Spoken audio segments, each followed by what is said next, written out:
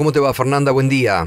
Hola Gustavo, buen día, ¿cómo están ustedes? Bien, bien. Bueno, queriendo escuchar un análisis tuyo sobre este aumento de la inflación en septiembre, ¿no? Del 1,9%.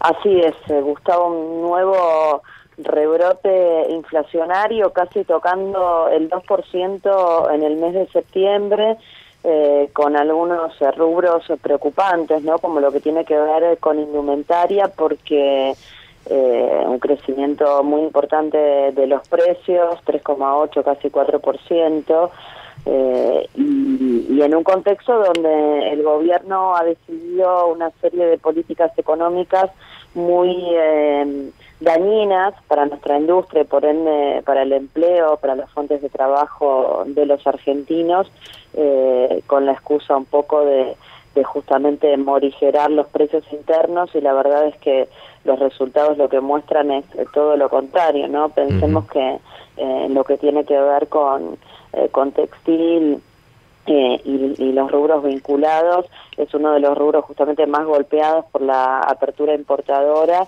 y ni la apertura importadora en un contexto de desplome de la demanda, como venimos viendo desde que Macri asumió, contribuyeron evidentemente más que a la destrucción de nuestra industria nacional, porque los precios siguen escalando, y la verdad es que otro rubro preocupante tiene que ver con vivienda, agua, electricidad y gas, 2% de aumento en el mes de septiembre, donde no estamos viendo el impacto del conjunto de aumentos que han sido postergados para después de las elecciones, lo cual enciende doblemente luces de alarma, porque imagínate lo que va a pasar en el mes de octubre, en el próximo bimestre, cuando veamos reflejados todas esas postergaciones que el gobierno ha decidido justamente por motivo de las elecciones.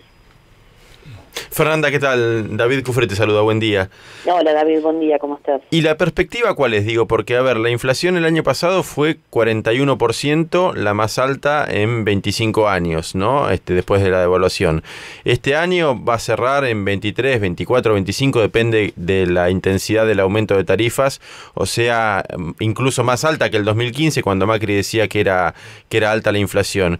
Y hacia el 2018, ¿cuál es la perspectiva? ¿Que haya una baja en la inflación o por menor consumo o que sigamos en estos niveles?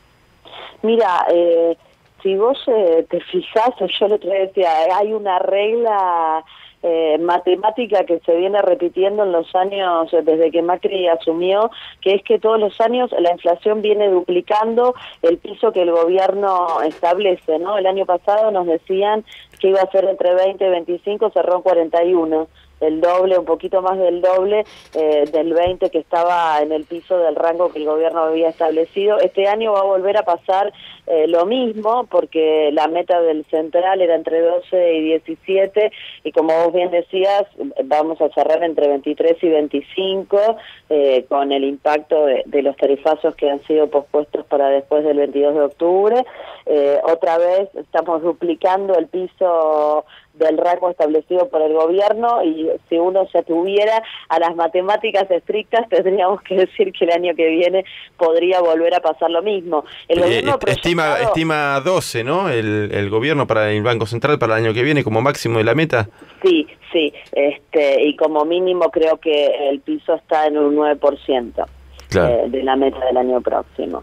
Pero digo, no, más allá de esto, pensemos que el propio gobierno, en la ley de presupuesto, para no hacer futurología, estima una inflación promedio de 16% para el año 2018, y a mí me parece que en este contexto de una inflación que obviamente el gobierno no logra controlar, pese al enorme deterioro en lo que tiene que ver con la actividad económica, con la dinámica de la demanda que se viene desplomando, y con una política de apertura de importaciones, como decía antes, muy dañina para nuestra industria, que tiene un impacto muy fuerte sobre la destrucción del empleo de los argentinos.